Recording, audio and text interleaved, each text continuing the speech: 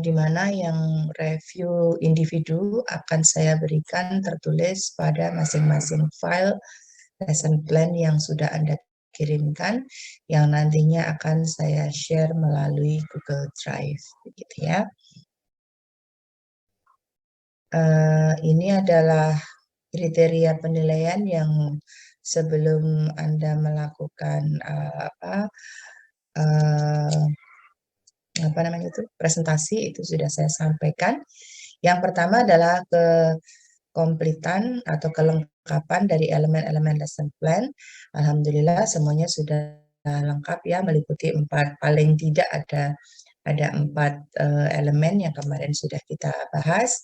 Kemudian rasionalisasi dari timeline yang sudah direncanakan dan alhamdulillah overall oke.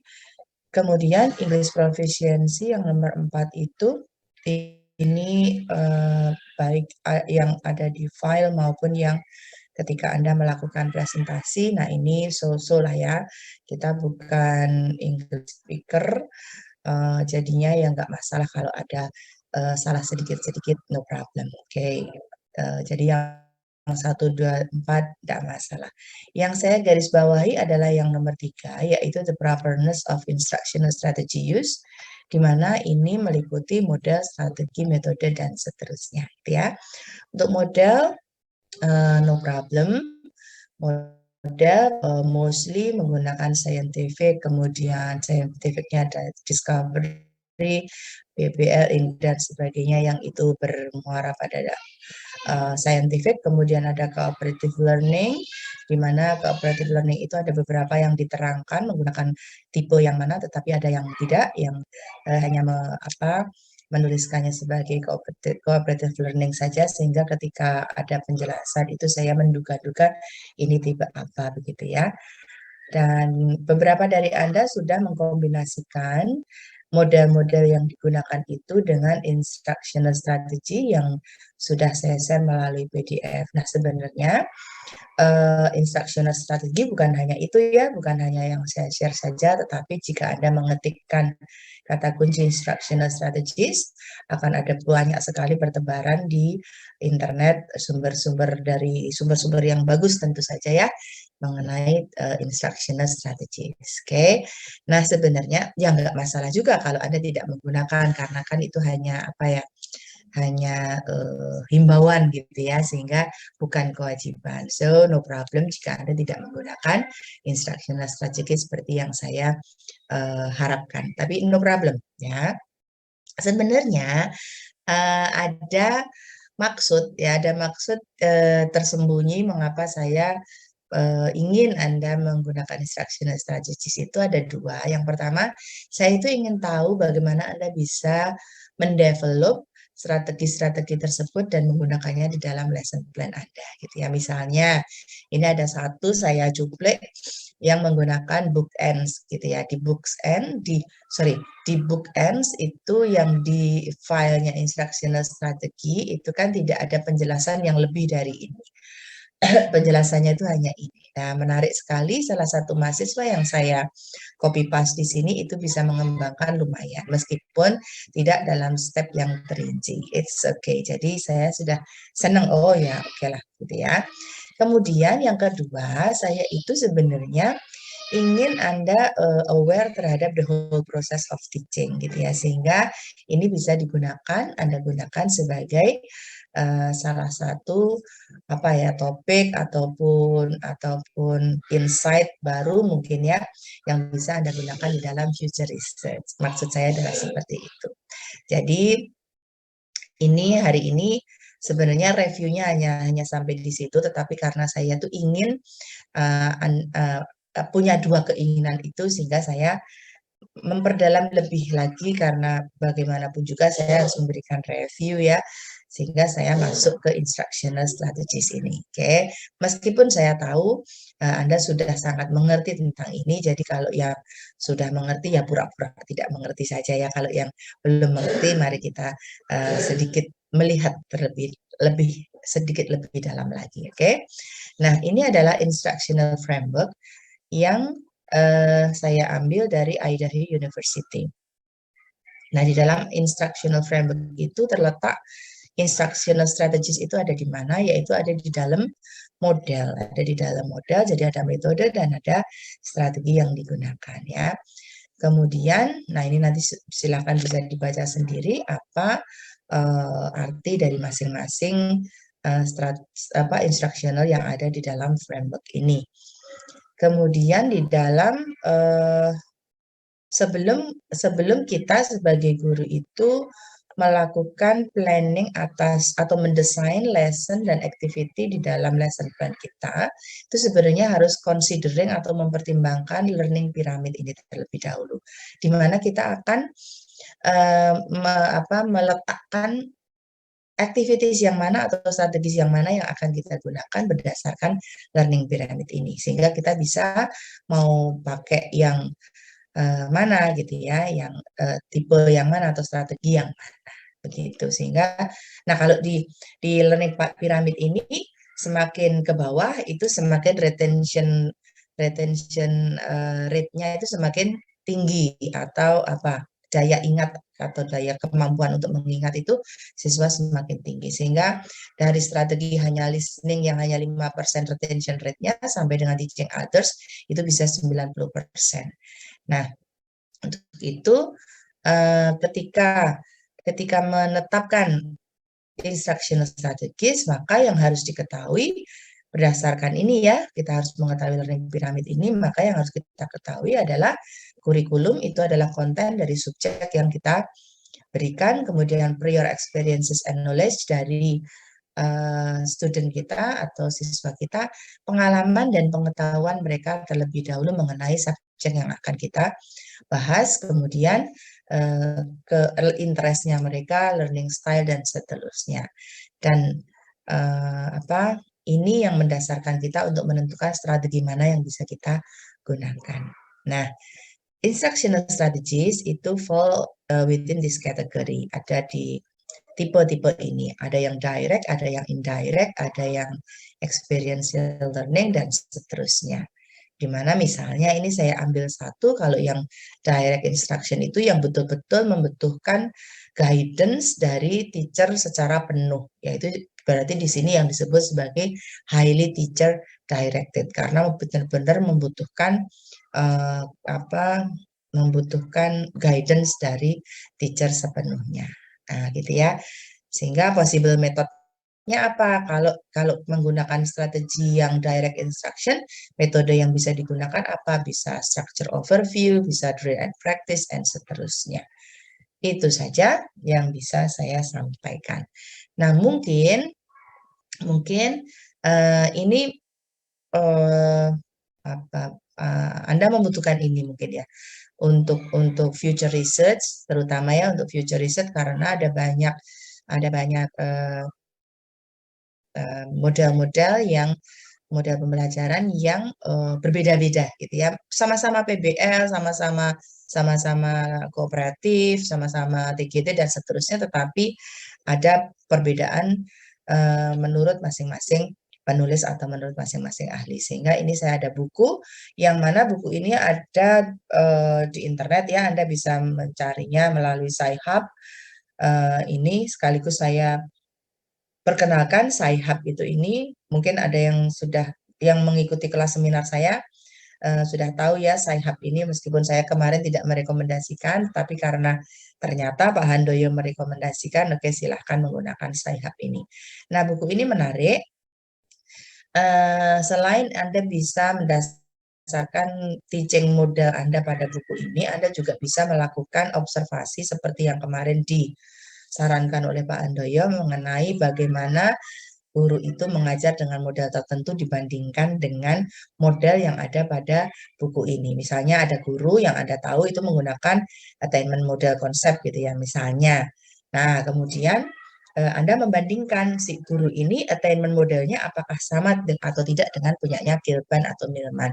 Nah, di mana letak perbedaannya dan bagaimana mengembangkannya, itu tentu akan menjadi satu kasus yang bagus atau menarik. Oke. Kemudian ini juga buku yang menurut saya penting karena sekarang Anda sudah semester 5 dan sebentar lagi Anda akan menulis.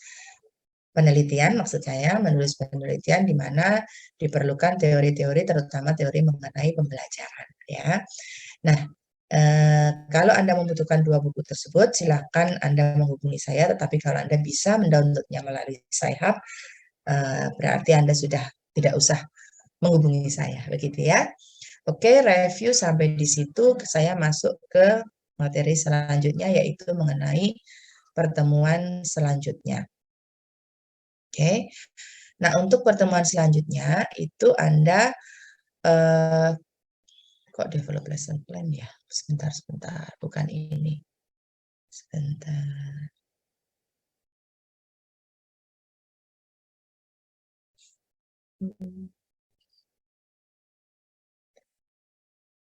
Sebentar.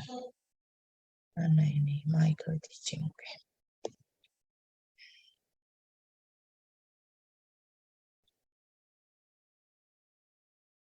Untuk selanjutnya, pertemuan ke 10 sampai dengan pertemuan ke-16, Anda diharapkan untuk melakukan micro teaching. Dasarnya Anda melakukan micro teaching adalah dari lesson plan yang sudah Anda buat, tetapi Anda mungkin ya merasa tidak cocok dengan materinya atau modelnya Anda mau perlu diganti dan seterusnya, maka silakan Anda mengganti lesson plan tersebut. Nah, bagi yang mengganti lesson plan, bisa mengirimkan ke email saya, tetapi yang tidak usah mengirimkan ya. Nah, karena Anda berempat puluhan ya, sehingga performance satu pertemuan itu mungkin bisa 5 sampai 6 performan atau mungkin sampai 7 performan. Nanti siapa yang akan perform, silakan Anda sendiri melakukan pengundian atau menetapkan sendiri siapa-siapa yang akan performance. Dan setiap micro teaching performance itu membutuhkan masing-masing 15 menit. Mudah-mudahan tidak usah di-extend, tapi kalau memang sangat diperlukan untuk extended, maka bisa menambahkan 5 menit, gitu ya. Menambahkan 5 menit. Nah, ini saya persilahkan kepada Anda, apakah Anda memerlukan waktu 1 minggu untuk melakukan preparation terlebih dahulu seperti kelas B ya, seperti kelas B itu melakukan preparation terlebih dahulu sehingga minggu ini mereka off, tidak tatap muka terlebih dahulu karena akan preparation. Nah, monggo Anda maunya seperti apa, ini dikerjakan seperti apa, monggo. Nah, insya Allah jika tidak ada arah melintang, maka ini dilaksanakan secara offline atau luring ya, di mana yang perform tadi kan 5 sampai 7 itu yang hadir ditambah paling tidak sampai dengan 20 mahasiswa saja. Ya, sampai dengan 20 mahasiswa saja karena meskipun kelasnya cukup ya untuk 40 siswa, tetapi saya masih kurang nyaman bersamaan dengan banyak orang dalam satu ruangan tertutup, itu saya masih belum nyaman, jadi forgive me, saya belum bisa, jadi maksimal 20 orang saja gitu ya. Kemudian bagi mahasiswa yang sakit, apapun sakitnya, batuk, pilek, terutama ya batuk, pilek, panas, mohon sekali untuk tidak usah masuk. Oke. Nanti kalau misalnya yang performance itu yang sakit itu yang mau perform ya eh, diganti saja gitu ya, diganti saja karena kita saling jaga. Oke, itu kemudian micro teaching apa sudah tahu semua ya. Nah, ini fase yang akan kita lakukan untuk micro teaching planning sudah ya, Anda sudah melakukan mendevelop atau membuat lesson plan, kecuali nanti kalau ada adjustment atau amendment pada lesson plan yang telah Anda buat, misalnya model ataupun topik bisa berubah, monggo. Nah, untuk topik misalnya berubah, apakah boleh bareng atau apakah boleh sama dengan teman? Boleh, tetapi jangan banyak-banyak ya, masuk 5 sama semua gitu, jangan ya. Dan tentu harus ada perbedaannya. Jadi tidak copy paste ya, meskipun boleh bekerja bersama, diskusi, it's okay, tapi jangan sama plek-plek gitu, jangan ya. Apalagi kalau sampai performance-nya bersamaan, nanti lima-limanya yang performance topiknya sama gitu kan, membosankan ya. Sehingga kalau misalnya mau sama, tidak dalam jangka waktu yang bersamaan performance-nya. Begitu. Apa lagi ya? Kemudian komponennya apa gitu ya? Komponennya apa yang nanti akan dinilai performanya? Yang pertama planning. Planning ini maksudnya Anda kan sudah membuat lesson plan. Nah, lesson plan itu nanti sebagai dasar Anda melakukan micro teaching, itu nanti disesuaikan apakah performance Anda itu sesuai dengan RPP atau lesson plan. Kemudian mengenai language, ini fluency dan seterusnya. Artinya ketika melakukan micro teaching itu dilakukan dalam bahasa Inggris semuanya, baik itu ketika menjelaskan, ketika memberikan feedback kepada siswa juga harus dilakukan dalam bahasa Inggris. Oke, kemudian yang ketiga ada lecturingnya, yaitu bagaimana cara mengajar dan seterusnya. Yang keempat adalah question, artinya bagaimana memberikan feedback atas bukan hanya question, tanggapan apapun itu dari siswa. Dan yang terakhir adalah konten. Jadi, konten tetap dinilai apakah kontennya itu up to date, sesuai, dan seterusnya. Oke, begitu. Nah, lalu bagaimana kalau lesson plan-nya itu yang kemarin dibuat lebih dari 50 menit, untuk yang lebih dari 50 menit bagaimana? Ya silahkan disesuaikan, berarti harus ada adjustment, disesuaikan sesuai dengan waktu yang ditentukan. Begitu, apakah ada pertanyaan? Saya persilahkan.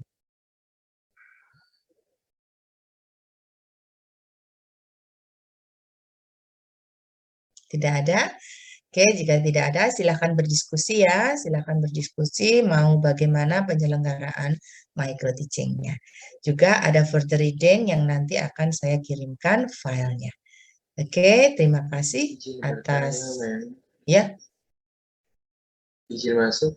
Oke, silakan Mas Gian. Uh, saya ingin bertanya, kemarin itu RPP saya itu kan daring, model daring itu disesuaikan saja, Jin. Disesuaikan Mas Gian. Untuk media dan sebagainya macamnya itu mengikuti kami Iya, sesuaikan saja, Jin. iya. Ya. Dasarnya adalah RPP atau RPS atau lesson plan yang Anda buat. Anda pakai di situ ada media apa, pakai model yang bagaimana, silakan Anda menyelenggarakan sendiri. Begitu, Gian? Baik, terima Oke, kasih. terima kasih. Ya, terima kasih sudah diingatkan. Yang lain silakan. Izin bertanya, Ibu. Silakan, Alicia. Misalkan kita mau ganti materi. Sebentar. Saya besarkan dulu. Suara Anda kecil sekali. Silakan. Sudah, Ibu. Sampun. Misalkan kita mau ganti materi untuk lesson plan, terus langsung dibikin 15 menit gitu, boleh tidak? Boleh. Terima kasih, Ibu. Nanti ya, silahkan memberikan list atau daftar siapa-siapa saja lesson plan-nya yang berubah. Jadi nanti saya yang sudah saya save, saya tidak usah mencari-cari lagi, begitu ya filenya. Oke, boleh, monggo silahkan. Ada lagi yang lain, monggo. Mohon maaf, mic saya error. Oke, untuk PPT penjelasan micro teaching apa boleh dia pakai? Oh, boleh. Ya, Aan. Oke. Saya kirim. Yang lain? Tidak ada? Oke, jika tidak ada, monggo silakan berdiskusi bagaimana penyelenggaraannya. Nanti saya segera diberitahu biar bisa menyesuaikan. Oke, terima kasih kembali Aan. Terima kasih atas kehadirannya. Mudah-mudahan kita semua sehat dan ini besok sudah masuk November, 2 bulan menjelang resesi ya. Mudah-mudahan tidak sampai terjadi. Oke, Anda update nggak itu resesi? Update? Enggak. Menurut Anda gimana? Alah, udah siang Bu, tidur. Ya udah, oke. Oke, kita bahas lain waktu. Menarik sebenarnya. Baik, terima kasih semuanya. Kita akhiri. Assalamualaikum warahmatullahi wabarakatuh. Waalaikumsalam warahmatullahi wabarakatuh. Terima kasih semuanya. Terima kasih.